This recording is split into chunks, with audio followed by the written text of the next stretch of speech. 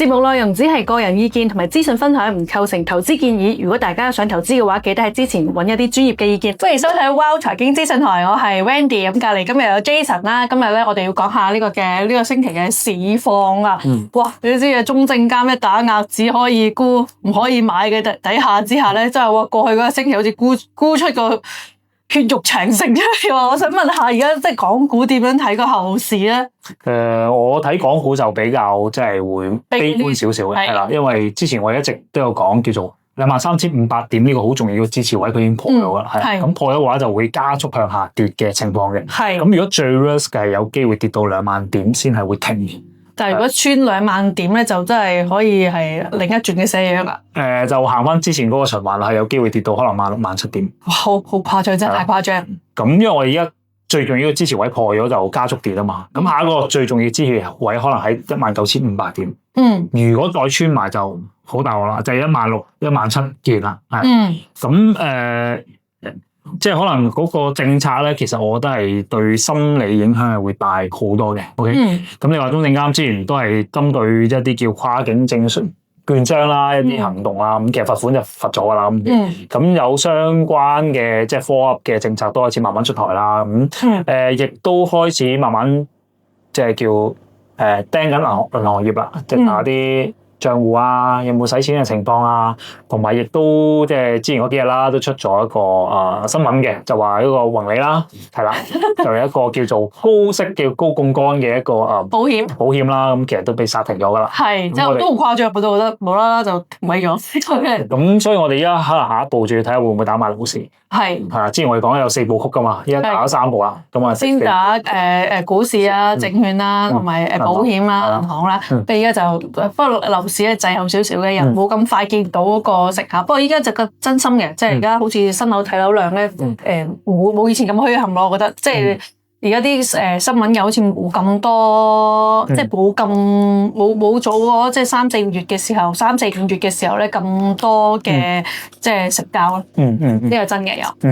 咁所以我哋都要對個後市咧係比較悲觀少少先嘅。OK，係。咁悲觀得嚟咧，我哋都可以睇下位會唔會有啲股票係跌到已經係跌到鑽石蝦可以出咗嚟啦。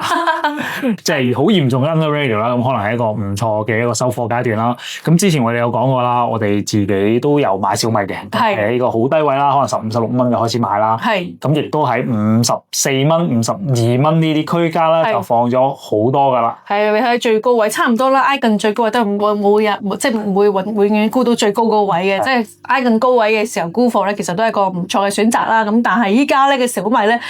我望住佢好似50、60蚊咁樣，一射到而家廿幾蚊，咁其實佢跌咗幾倍咯，大佬。即係而家佢好似食咗4日咁沽落嚟咧，我反而覺得佢可能未跌停，會唔會咧？而家？咁我哋一定要了解翻小米嗰個走勢先 ，OK，或者明白佢嗰個底蘊係一隻咩股票 ，OK。咁其實喺我角度嚟講，小米一隻叫做韭菜股嚟嘅 ，OK。因為割韭菜嘅。即係專攞嚟可能收割用嘅。咁你見到一啲韭菜股啦，咁其實都有一個叫4個週期嘅 ，OK。係。我哋有叫 Stage One 啦，咁 Stage One 通常係一個叫收貨期嘅，咁可能冇乜波幅，好平穩咁樣嘅 ，OK。咁可能收購咗之後咧，就有個 Stage Two 就叫爆升期，係喺好短時間，可能係1年之內咧就會升多倍，搶上去係啦。跟住咧 Stage Three 咧就喺個高位度咧就會收割嘅，係啦。咁可能會嗰個時間唔會好耐㗎，可能半年左右啦。係你見佢唔會再升，但係可能喺個區間入邊咧就不停咁樣橫行高位嗰度係橫行係啦。跟住咧就開始 Stage Four 就要大啲啦。係直插落去谷底。係啦，咁其實呢一個週期咧，小米唔係行一次嘅，之前行過係啊，由2020年開始啦，去到2022年完啦，成個週期係2年幾行完 ，OK。咁呢一次嘅週期就係2024年開始啦，到依家都係2年幾，係啊，2年幾咁係啦 ，OK。咁如果小米依家話可能跌到依家21蚊啊，全世界好驚啦，咁會唔會係真係已經底嚟嘅咧？恐慌期咁咩？係啦，係咪已經完咧？咁如果你睇翻大市咧，係有機會繼續向下跌嘅。咁如果大市真係跌到19,500嘅時候，咁其實佢有機會就去翻16、17蚊嘅咯。咁如果16、17蚊佢去翻一個 Stage One 嘅階段，即係跌停咗，開始橫行咧，反而就可以觀察睇下咩位我哋可以再入市啦，係啦。咁其實佢咁樣大跌咧，背後都有佢自己喺營運上邊嘅問題面對緊嘅。咁點會跌到咁咁黐線咧？咁其實咧你要睇翻咧小米咧，佢最主要嗰個收入來源啊，個結構係點樣嘅？係可能好多人買個焦點喺個 AI 啊或者電動車度啦，係嘛？或者啲家電啊，因為我屋企有啲電飯煲啊，啲掃拖機械人啊，風扇啊，都係小米咁樣咯。咁但係你睇翻2025年成份財報啦，咁其實佢最主要嘅收入來源嚟自手機。手機我都有，因為佢一部紅米手機800幾蚊咁就幾好用嘅，即係如果第二部手機嘅話，咁我攞嚟做替代都唔錯嘅。咁佢手機業務佔成個集團係40% 嘅收入。咁都好誇張喎。係啦。咁啊，你諗下800幾蚊一部手機，我一部 iPhone 成萬幾蚊，佢都只係一個零頭嘅價錢，就已經可以有另一部智能手機。喺大陸嚟講，應該算係一個幾唔錯嘅選擇咯。幾百蚊啫喎，1000蚊都唔使。所以佢嗰個性價比咧，其實所以點解會喺海外啊，特別係印度嘅市場係咁旺啦？因為你話一部 iPhone 萬幾蚊港幣，其實好多嘅發展中國家根本唔會有呢個錢。同埋人工都冇咁高啊！可能我得個千幾2000蚊，我點會買到一部萬幾蚊嘅 iPhone 咧？係。咁但係如果話好似小米呢一啲性價比咁高嘅手機，可能話900蚊都一部嘅話，咁其實喺東南亞國家或者一啲印度國家或者其他發展中國家嘅市場就好大，需求好大喎。唔係嘅，大陸都好大啦。咁樣大陸都講真，2、3線城市你都係即係可能你一線城市啦，可能都係8000幾蚊或者1萬蚊人民幣咁樣啫嘛。所以佢喺呢啲市場上面係有一個優勢喺度嘅。但係依家咧，佢都面對個困境啦，就出現咗叫量價雙跌嘅境況喎。哦，即係點解咧？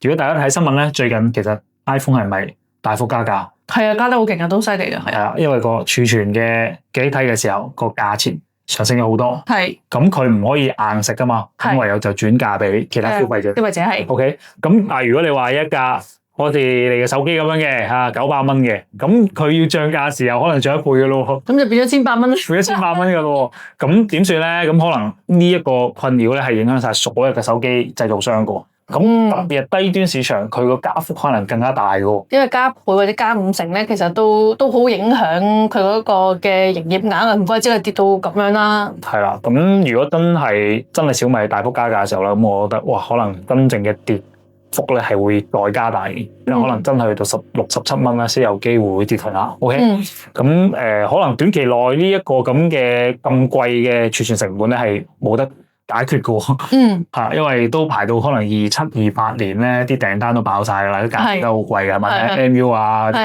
全部都係唔知升到咩價噶啦。OK，咁所以其實呢一個問題係短期內解決唔到嘅。OK，咁另外咧就喺家電方面啦，咁之前都有啲叫做政府補貼啦，以舊換新啦，咁其實你見到1-2年前咁都要換都換咗啦。係啊，你唔會咁快又再換啊嘛，你唔會咁再換啊嘛。係啦，即係你每1年裏邊你就壞咗啊嘛，係咪先？係啊，或者政府嘅補貼力度都開始減弱啦。見到喺家電市場上面跌幅都開始慢慢增加咗喎。咁另外就係可能大家會將個焦點擺喺個 AI 啦，或者個電車方面啦，係咪電動車方面啦？咁但係電動車其實今年好叻仔，可以唔蝕錢啦。大家幾多錢啊？好型！但係9億對於成個集團嚟講個幫助唔大，係真係唔大，好蝕錢啊！Even 你話好似個毛利率唔錯喎，成20幾%喎，咁但係其實你知道電動車嘅市場依家都係內卷得好嚴重啦。你龍頭講緊比亞迪哇，係咯，都係跌到咁樣嘅時候，咁其實電動車會唔會已經係個週期已經完咗咧？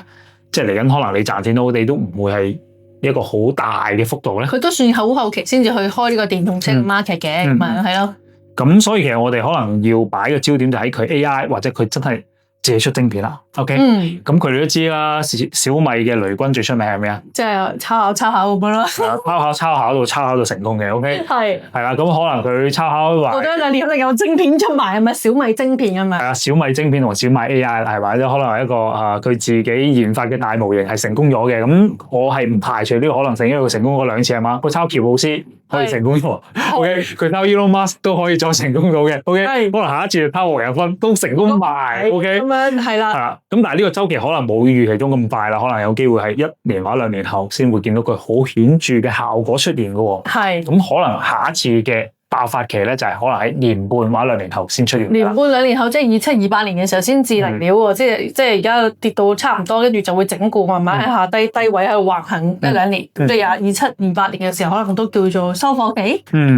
咁同埋佢最近都有啲好消息嘅，咁就係佢嚟緊，我覺得好大機會去進行嗰個收貨期，就係佢自己都已經批咗200億人民幣去做一個回購嘅股份回購。咁其實佢都話俾你聽，其實我都喺個低位入邊咧，我會持續咁去收貨噶啦。可能嗰個收貨期長達1年嘅。咁如果你話我對小米都好有信心，我未來我覺得佢會再 work 嘅。晶片可能會推出嚟嘅，係會推出嚟嘅 ，OK 嘅，或者佢自己 AI 大模型係 work 嘅。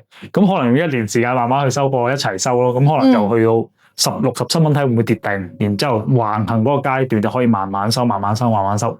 直至到可能進入咗 Stage 2開始爆升嘅時候，就開始真係再大住咁去加啦。因為你知個 pattern 係點樣玩嘅時候，你就知道喺咩時間可以重注入噶嘛。咁其實我之前都經歷過呢啲階段啦。係咁個重點你記得係咩啊？重點就係高位記得走，係啊，高位真係要走，因為呢個韭菜股如果唔走嘅話就會跌到咁噶啦。係啊，你上次真係好彩走得快，如果唔係真係而家真係一頸即係一河眼淚。係啦，咁呢一座就係我哋對小米嗰個睇法啦。咁其實之前我都講咗，我哋對小米係冇惡意嘅，因為小米曾經幫我賺好多錢啦。咁我只可以話俾你聽，佢係咩周期嘅啫。即係如果佢喺一個跌勢嘅周期入邊，跌市嘅周期入邊，我只可以話俾你聽，佢會跌咯。直至跌到幾時會完咯？可能去翻 Stage 1係幾時？呢個係 Stage 1嚟嘅。依家已經進入 Stage 2啦，係嘛？開始準備爆發啦，咁啊開始再多啲加注咯，係啦。明白。咁今日咧就多謝 Jason 啦，同我哋分析咗小米啦，同埋過去呢個星期嘅大市啊。咁如果大家咧對呢條影片有興趣咧，都記得 share 出去啦。如果即係有咩問題咧，都可以下低留言噶。咁記得 follow 我哋呢個 channel 啦。咁仲有嘅就係掃一掃上面嘅 QR code 去加入我哋嘅 WhatsApp group 啊。咁有任何最新嘅資訊咧，我哋都可以喺 group 裏邊去發布噶。當然啦，頭先啱講到嘅小米啊呢啲咧，我哋都有啲筆記咧，都會喺 group 裏邊去到發布嘅。咁即係記得掃我哋嘅 QR code 啦。另外仲有呢個嘅免費嘅 webinar 會喺日後去到舉辦嘅，咁都會喺個 group 裏邊咧去到發布嘅。咁今集咧就去到呢度啦，我哋下集再見啦，拜拜。